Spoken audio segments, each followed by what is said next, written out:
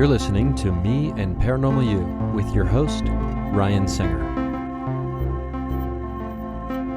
It's more fun to believe. Third year bonus.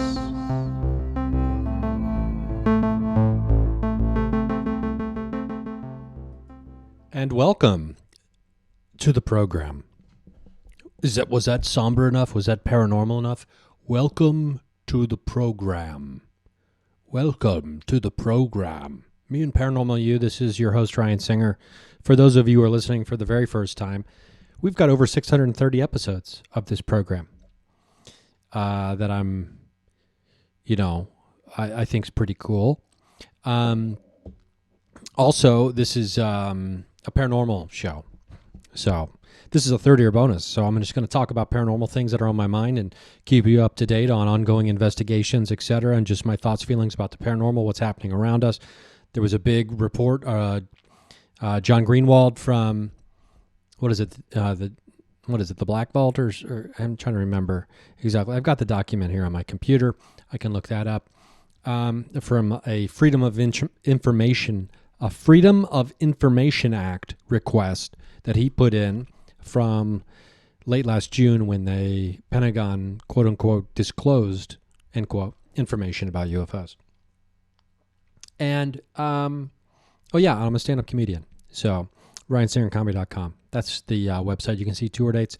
This summer is getting built out. Unfortunately, I had to postpone Indianapolis. That'll be rescheduled for later in the year. Anyway, we've got St. Louis added in August. We've got Durham, North Carolina coming up in May. A bunch of things happening, not to mention other investigations outside of Post-Town, which I've been all consumed with. I spent all day yesterday and all day today, which is Thursday, the day before this comes out, doing some recording and then also doing some video editing for the first episode of The Bridge. So it's very exciting. I mean, the first episode is really going to showcase POV Paranormal. The house team over at Post-Town, they're so great, and they were so gracious and willing to do the investigation with us on the first night. We had a ton of fun. We got some incredible evidence that I can't wait to show you in video format.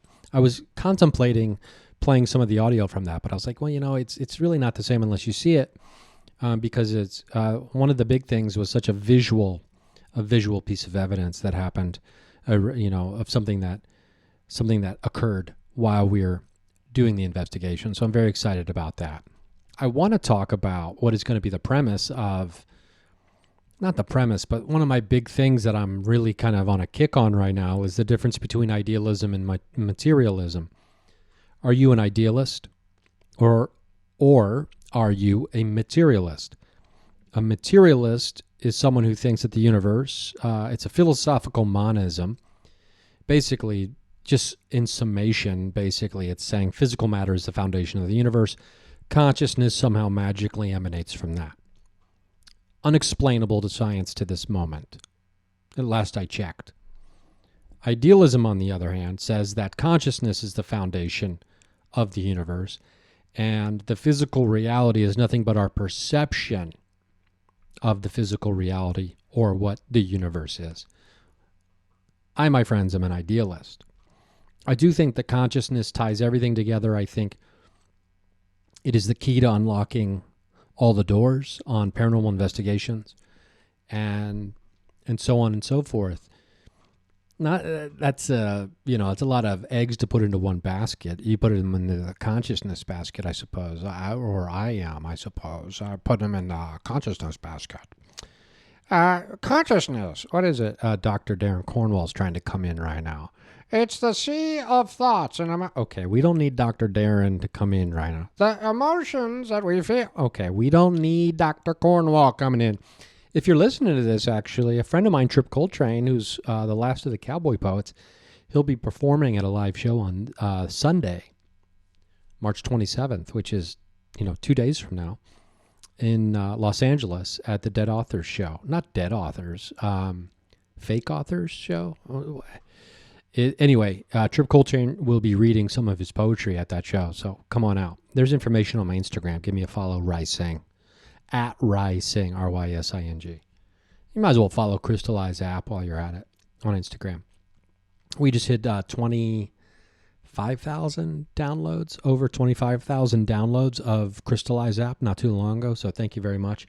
And I'm very happy to report that we have just finished as of, 16 hours ago, sorting through photos with the help of one of our dear friends and one of the partners on the app, Samantha Fay, 100 new crystals that are going to be trained and added into the AI brain, as long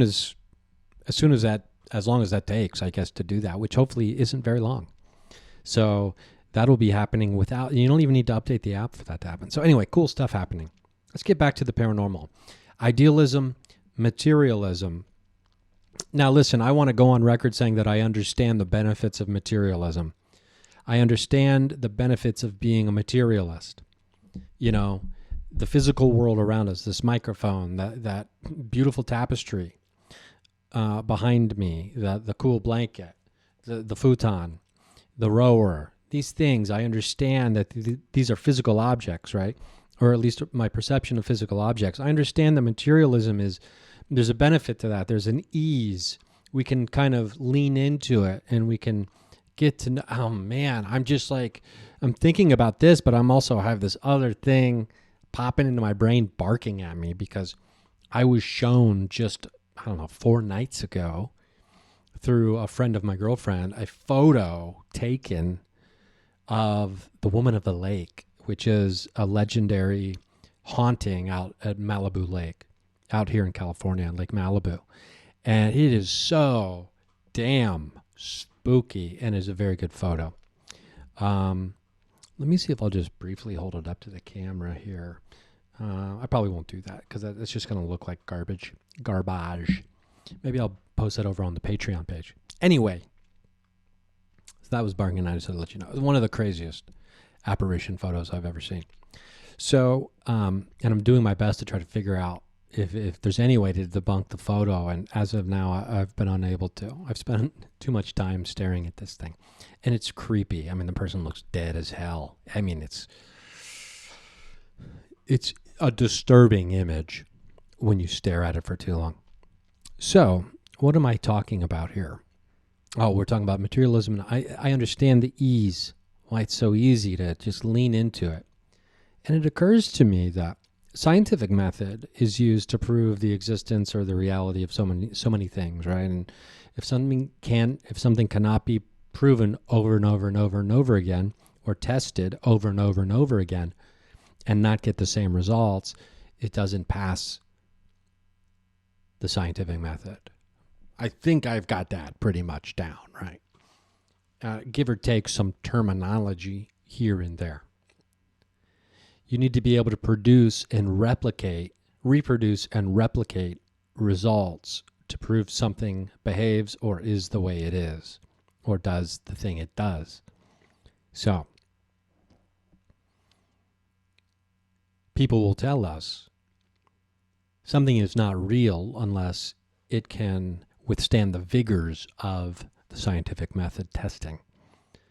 Something is foolish to believe in. Something is out of bounds when it comes to, being a rational person.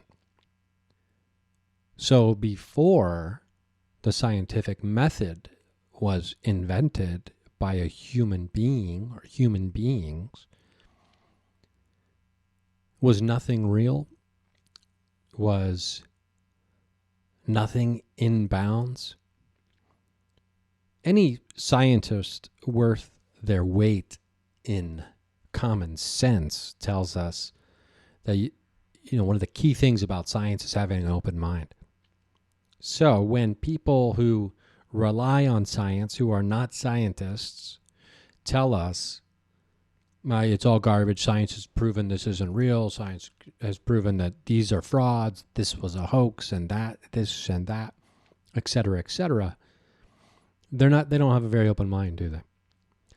Seemingly, their mind has been closed to the wonderful and the magical and the paranormal.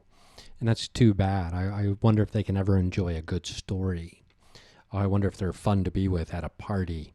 I wonder if you'd want to be in a car with them for more than 5 minutes. Not to say that these people also can't have good taste in music, but conversation, anytime it starts going anywhere, they probably tell you how smart they are and how dumb you might be. Am I projecting?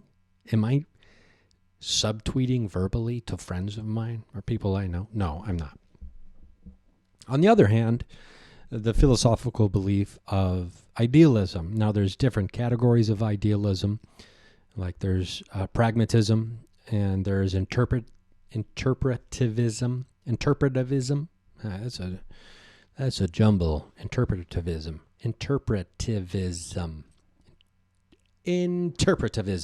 There we go. Interpretivism. If I say it in a weird voice, I don't have a problem. Interpretivism. But if I say it in my normal voice, interpretivism. Okay, now we got it. Interpretivism. Okay. Interpretivism.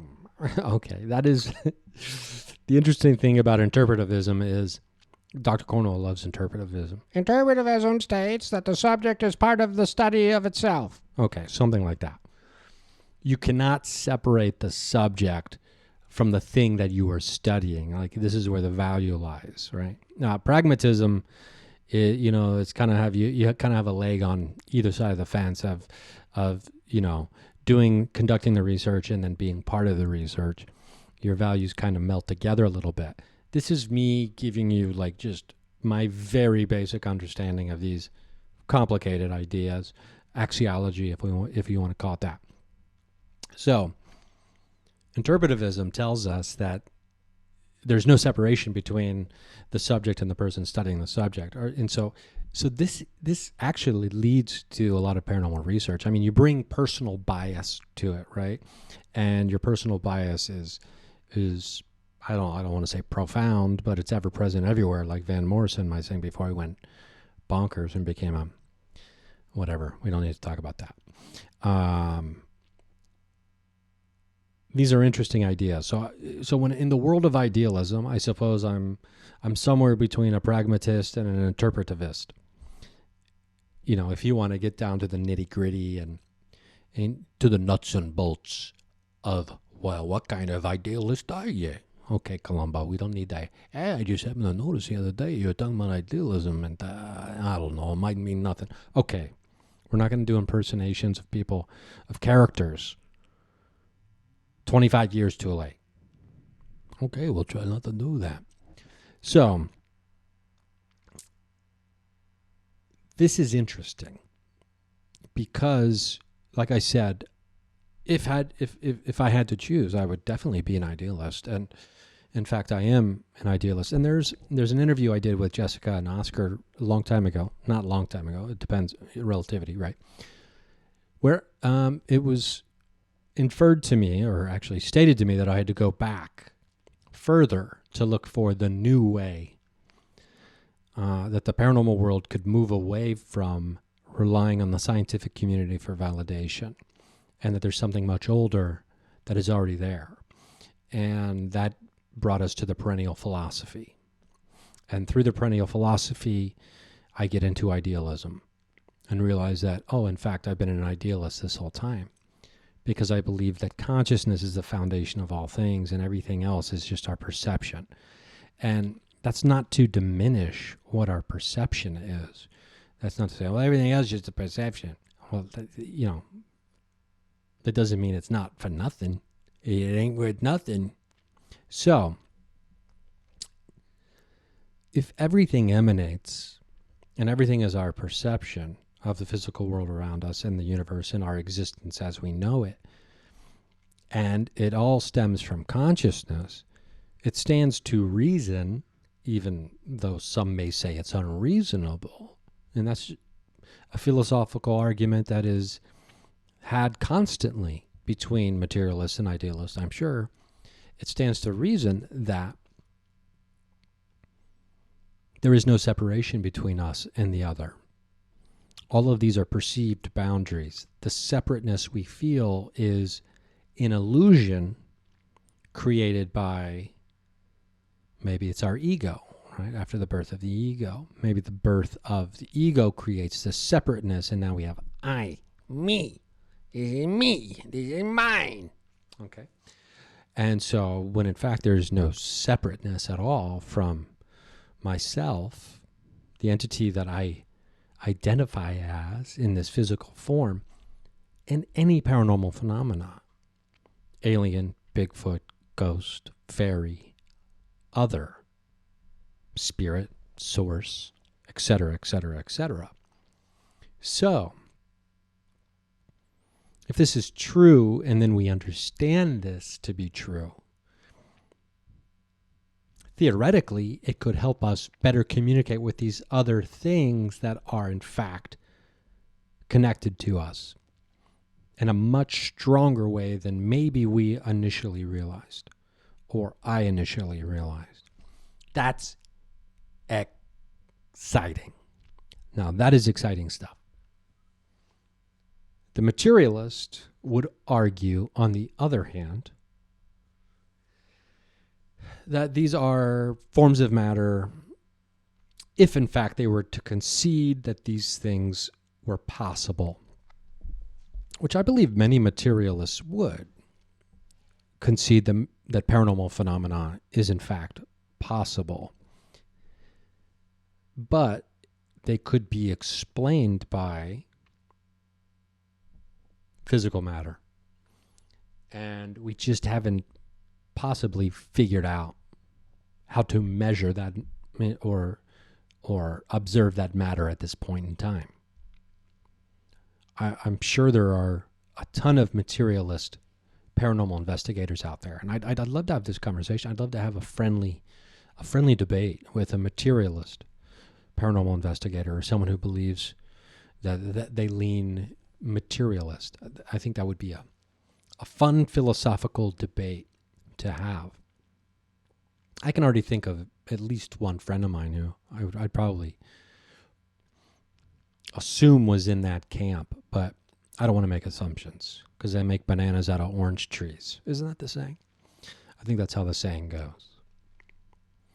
But the materialist would probably, if I had to speculate, I would guess, they're saying these things are just unobservable by the instruments or the tools that we have at this time, and therefore they are not normal. They are paranormal because they are outside the scope of what we can truly fully understand at this time.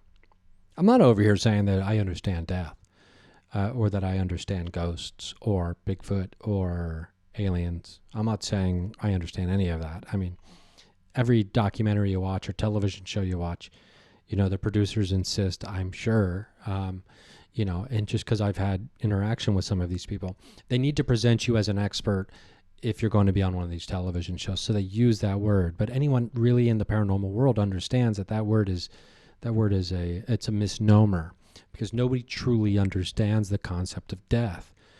No one truly understands interdimensionality, or no matter how many mathematical formulas you may know, we don't understand it. We don't know it. We don't have our hands tightly grasped onto what a ghost is.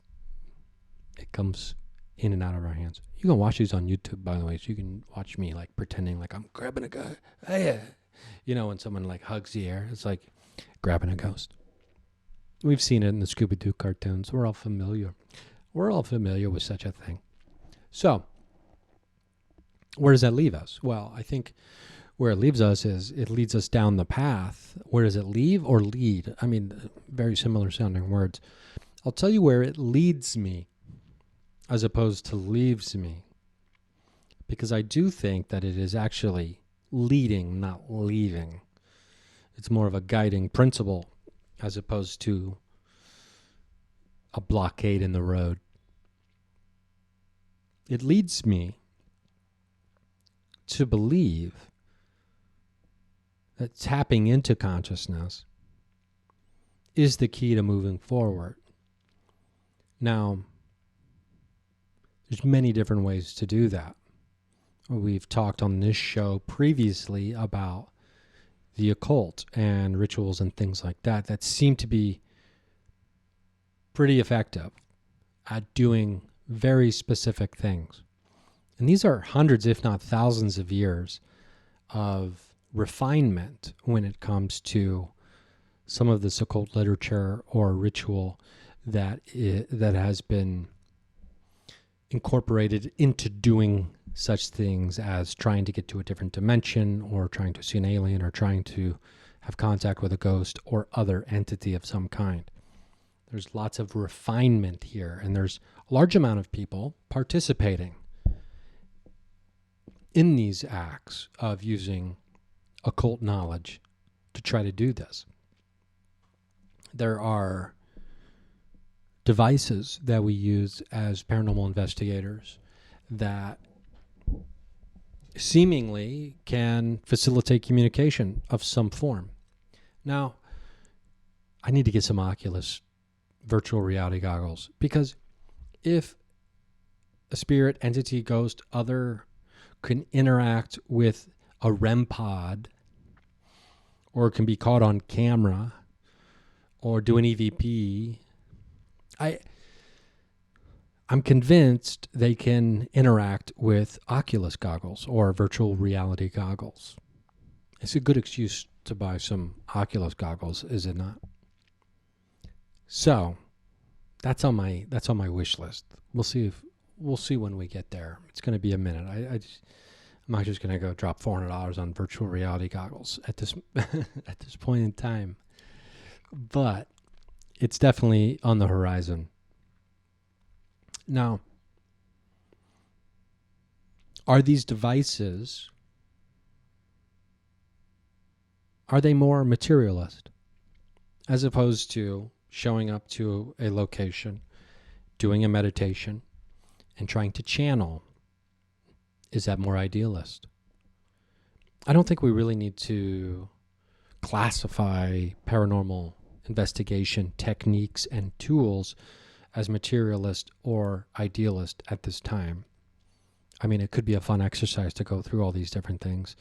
I mean, dowsing rods, they seem to be kind of like straddling the fence maybe a little bit. But they're still a tool. They're a physical thing that we're using to try to interact with, as opposed to our consciousness itself by itself. Although our physical body, when we hear things or when we feel things, temperature drops, pinches, scrapes, whatever it is. Hopefully no scrapes. Hopefully you're not out there getting clawed up by the spirit. I've never been clawed up by a spirit. I've never had my throat grabbed or anything like that at this point. So I feel good about that. I feel lucky for that reason. But there are people who have. So, does the physical body now count as a physical tool? Of course it does. The physical body, of course, it's a great measuring device. And it is probably our most effective device when it comes to measuring the paranormal or interacting with the paranormal or being a conduit to the paranormal. Even though our physical body itself is a thing that separates us from everything else, right? In the physical realm, at least through our perception and through our point of view with ego. So moving forward into the paranormal, and specifically investigations, does it behoove us to tap deeper into the techniques which expand consciousness? Yes. 100 times. Yes. What are these things? Meditation, psychedelics, positive intent. I think these are some of the big ones. Studies have shown in parapsychology that when someone believes in a phenomena, the results are better. So if we believe when we show up or when we're doing an investigation that we're going to get something great, it seems our chances increase because we are believers. Now, that's not to say skeptics can't go out there and have the shit scared out of them and be like, now I believe, right? because there's so many stories about that. But I think having the right mental attitude, the framework in place that we're going to get evidence, it's going to be great, I think that is very beneficial when it comes to doing an investigation. In reviewing a lot of the Post-Town stuff, I'm struck by something Eric Connor of Epic Paranormal says. Because on one of the nights, the first night, we had seemingly like 35, 40 straight minutes, if not longer, of action happening like in one span, which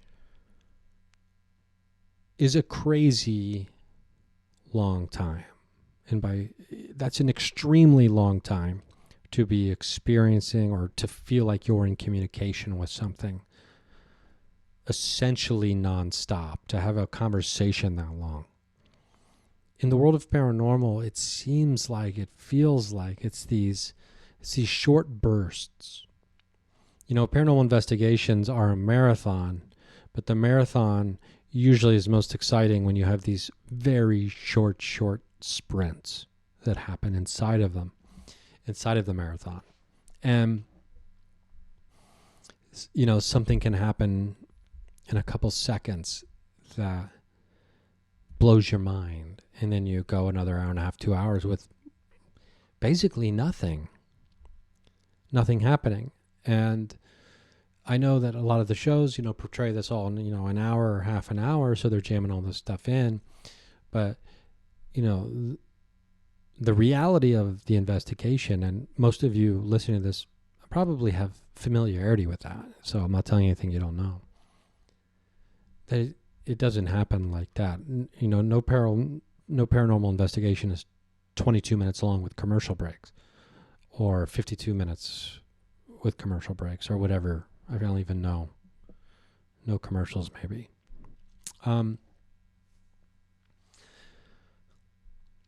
Now, there are ways to keep things moving and keep them exciting and keep them rolling along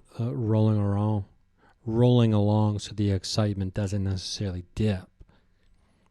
But the moments that are truly like, whoa, this is a piece of evidence, this is a no doubter about her, those moments, you just have to be ready for. You have to be ready for the unexpected.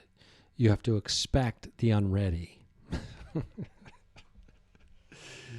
I mean, how many more phrases could you screw up? I don't know. You'd be ready for the what? Be ready for the unexpected. Yeah, expect the unexpected. Have a positive frame of mind going in. Have a positive outset. Boom. Or mindset from the outset, and boom. I think you're going to get something. I really do. And Post-Town delivers. Every time I've been there, something's happened. Every time I've been there, something at the very least slightly strange has happened every time I've set foot in there.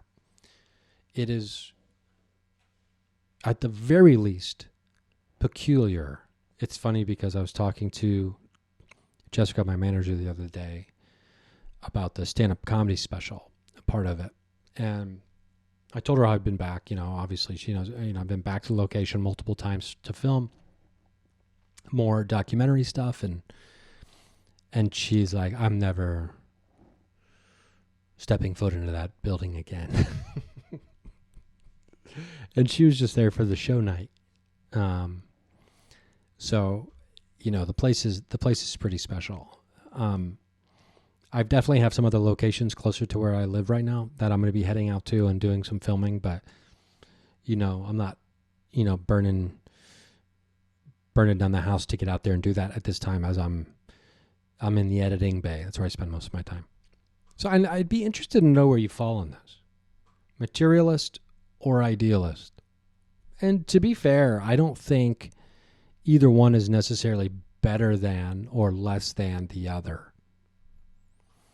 We all have our reasons for the things we believe, and no judgment here. Are you a materialist or are you an idealist? Team ideal, team material. I ain't mad at you either way. And, you do you. Because,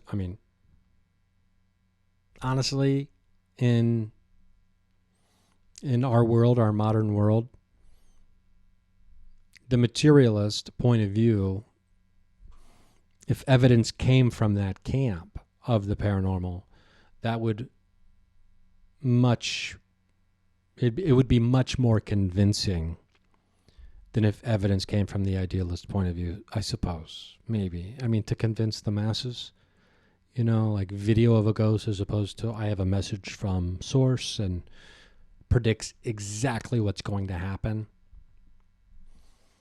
still would be ignored. Still would be ignored to a large degree, I believe. I'm going to find this document. My buddy Daniel Noah made sure I had it. He sent it to me this morning. The FOIA. I was pretty sure I downloaded it. And I'm looking for it. There it is. Greenwald. John Greenwald. Yeah. Doing the work out there with the vault. The Black Vault. You can go to theblackvault.com. It's the largest online Freedom of Information Act document clearinghouse in the world. The research efforts here are responsible for the declassification of hundreds of thousands of pages released by the U.S. government and military. So John Greenwald Jr., he's the creator of the Black Vault. He's out there doing the FOIA work. He's out there. And this is about a 24-page document that you can download. And,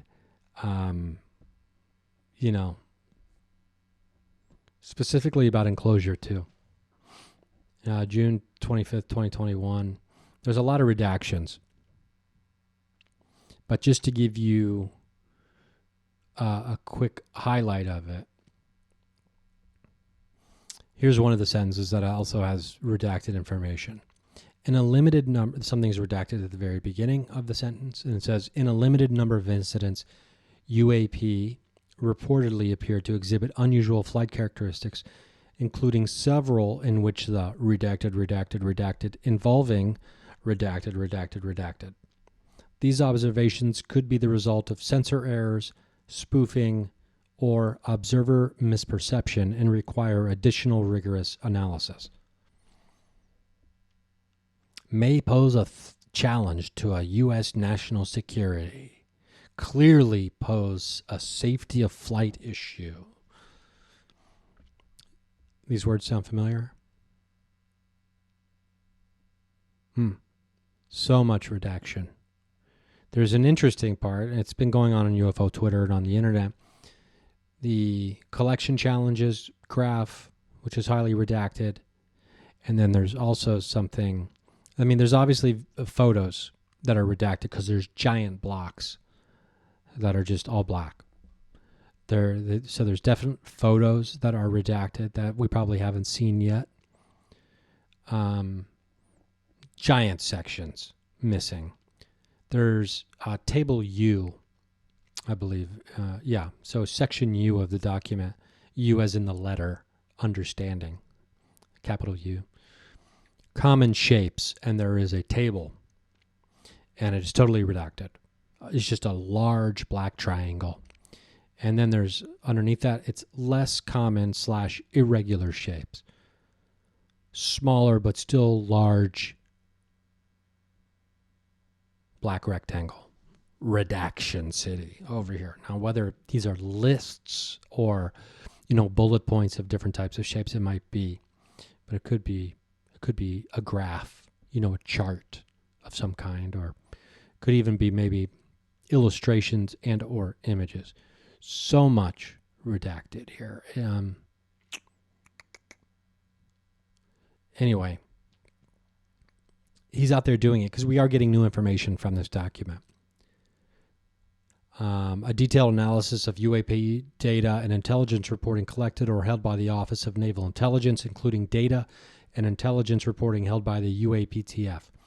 A detailed analysis of unidentified phenomena data collected by the GeoInt, SIGINT, HUMINT, and MASINT, MASINT, HUMINT. These are all USG agencies and other things. So INT we can understand as intelligence, if I'm not guessing. Yeah. So measurement and signature intelligence, that's mass int. Human intelligence is hum int. Signals intelligence, SIGINT.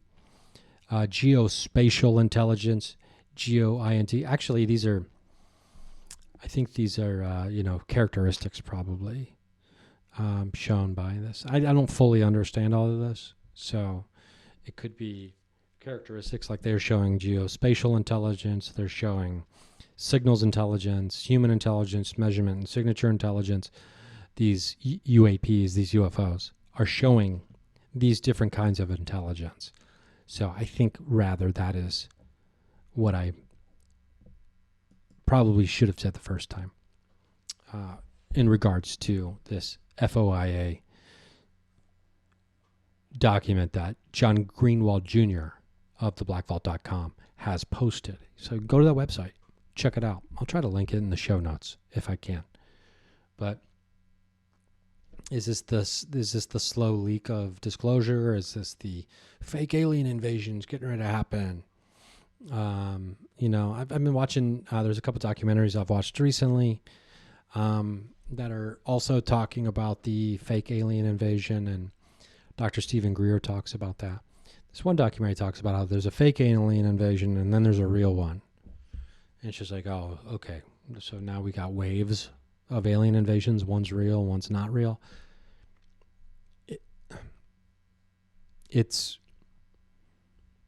disheartening at times when it comes to disclosure of this kind and trying to understand, sift through all the bullshit.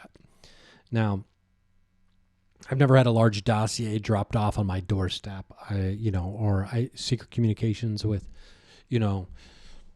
former government officials who were in the intelligence community, et cetera, et cetera, et cetera. I don't have a burner phone that I talk to my source with or anything like that. So what do I know?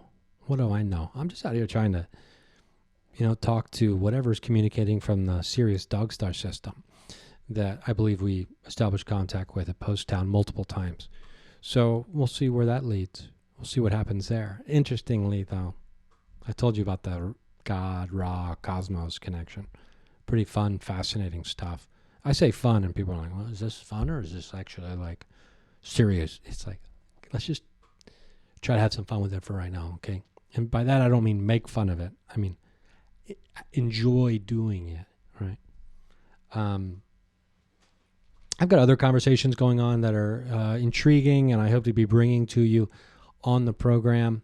I hope you enjoyed Monique Pliakis from earlier this week talking about past life hypnosis and, consciousness, time travel. That was a fun chat, so go back and listen to that if you haven't yet. Also a partner over at Crystallize. If you haven't downloaded the app, do me a favor, do that. It's free to download, and then write a 5-star review on Google or iTunes. Screenshot that review, send that image to me. You'll be entered in a contest to win free stuff by doing that.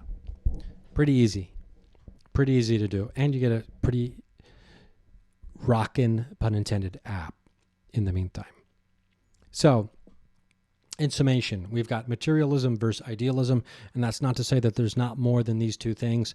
You know me, I'm not in love with the idea of the dualistic or a duality mindset when it comes to anything. So you don't have to be a materialist or idealist. And there's so many nuances inside of idealism specifically. I'm more familiar with that than materialism at this time. So I don't know. I think I'm more of a pragmatist or an interpretivist at this point when it comes to my idealism. But I still have a lot to research, a lot to read, a lot to experience, and a lot to learn. And I look forward to that. I'm still reading the book UFOs by Alan Watts, and big shout out. I got to give a shout out here real quick because, I mean, fool me once, you know what I mean? Fool me twice. It's one of those moments. I definitely had a fool me once, fool me twice moment here. Yes. My buddy Elijah on Instagram Appreciate you, Elijah. I'm trying to find the screen name here. User Drame on Instagram. Elijah, let me know. Hey, man, listen to your latest episode, and I heard a possible EVP. Oh, that's from an older one. I ordered UFO Visitation by Alan Watts a few years ago, thinking it was Zen Buddhist Alan Watts, but it's in fact British meteorologist Alan Watts. But it ended up being pretty good. Anyway, just making sure you weren't tricked like me, LOL. I wonder if that's meteorologist or ufologist that I meant to say. Anyway, thank you, Elijah. I definitely thought it was Zen Buddhist Alan Watts when I purchased the book from a thrift store. Or I actually got it from like an official bookstore that sells used books. And I was reading it and I was like, wow, I didn't know Alan Watts was like this deep in the UFO game. This is pretty cool, right? And then I realized the book came out nearly 20 years after Alan Watts had passed from this physical form here on Earth.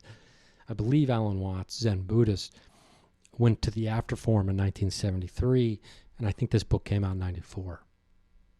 If I'm not mistaken. So thank you, Elijah, for that. I was definitely thinking I was reading Alan Watts. I guess he wrote it from beyond the grave. Hey, maybe somebody channeled Alan Watts. I'd be open to that. I'd be open to Alan Watts sourcing through me. Is that what we can say? And writing something for him if he needed, or, if he wanted something to come through, I will source for you, Alan Watts and Buddhist. And we'll put that out there. I'll do some automatic writing. Are there like message boards on the internet for like ghosts and entities? Looking for hiring automatic writer, $17 an hour. $17 an hour. I don't know if that works, but we're going to add that onto the joke there at the end. $17 an hour for an automatic writer. That'd be fun. That's a fun visual in my brain. I hope you enjoyed it. I'm gonna get going here. I have to eat dinner, amongst other things. I have to edit the video on this and all that kind of stuff. Everything is on YouTube now. I'm putting up video of all this, even me, solo style away. Even the third year bonuses are up on YouTube. Proud to be a Prime podcaster on Spreaker. Our new home, working out great so far. All 630 plus episodes available under one roof. Go back and listen to anything you want. Most every single episode is available. A few episodes over the years I've taken down because the audio quality is so bad that I just couldn't handle it.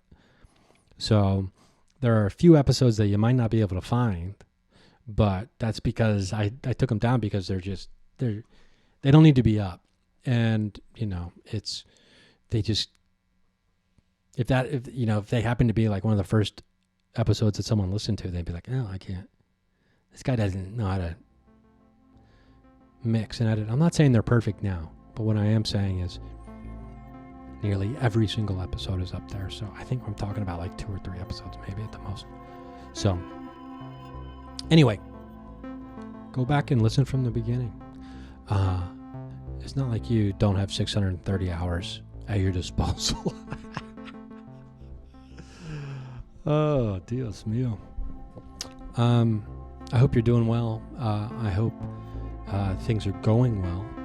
I hope you're loving yourself. You deserve it. You're the only one who can give yourself unconditional love guaranteed. I love you. I love myself. I'm trying, it's a process. But we have to do it. Love your water, drink it. We got some beautiful orchids blooming here.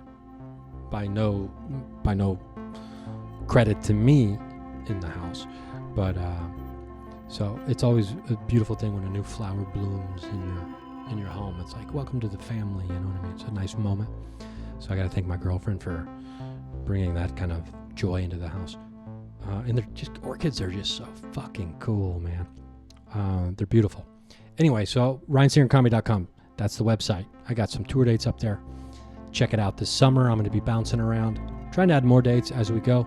I've got updates coming about the stand-up comedy special that'll be released sometime soon. The paranormal documentary will be releasing in tandem with that. That's the plan.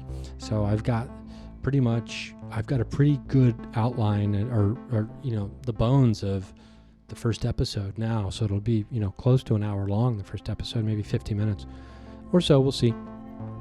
Great stuff in there. So many great people have been a part of it so far. I can't wait to keep going with it. Anyway, Rising on Instagram, patreon.com/Ryan Singer, Trip Coltrane this Sunday at the Yard Theater. I believe the show's at 8 p.m. So you can check it out. I think I'm posting about it on my Instagram. Actually, I'll plug that because it's like, An Evening with the Authors is the name of the show. You can follow them on Instagram. Fake Authors Indie is the Instagram handle. There's going to be free beer there. Oh, wow. Free beer. The Yard Theater on Melrose Avenue in Los Angeles. 8 p.m. March 27th. Trip Coltrane reading some poetry. Okay. Well, if I don't see you at a show sometime, I'll just, happen to see you at the watering hole on the astral plane.